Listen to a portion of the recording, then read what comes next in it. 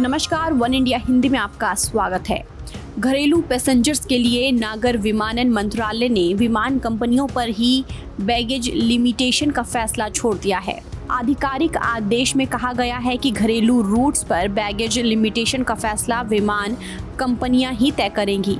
जब करीब 2 महीने के लॉकडाउन के बाद 25 मई घरेलू फ्लाइट्स को फिर से शुरू किया गया, तब नागर विमानन मंत्रालय ने कहा था कि प्रति पैसेंजर केवल एक चेक इन बैगेज और एक हैंडबैग की अनुमति होगी।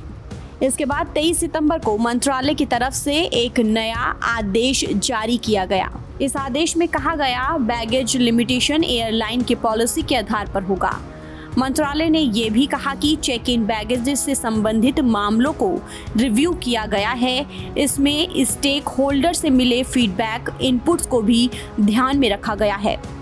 वर्तमान में विमान कंपनियों का आदेश है कि वो कोरोना काल से पहले कुल फ्लाइट्स की संख्या का 60% ही ऑपरेट करेंगी। वहीं कोविड-19 महामारी के पहले एयर इंडिया ही केवल एक लौती विमान कंपनी थी जो कि पैसेंजर्स को 20 किलोग्राम के बैगेज चेक इन की अनुमति देती थी। अधिकतर प्राइवेट विमान कंपनियां इकोनॉमिक क्लास के पैसेंजर्स के लिए 15 किलो बैगेज की ही अनुमति देती हैं। इससे अतिरिक्त बैगेज के लिए पैसेंजर को अतिरिक्त चार्ज देना पड़ेगा।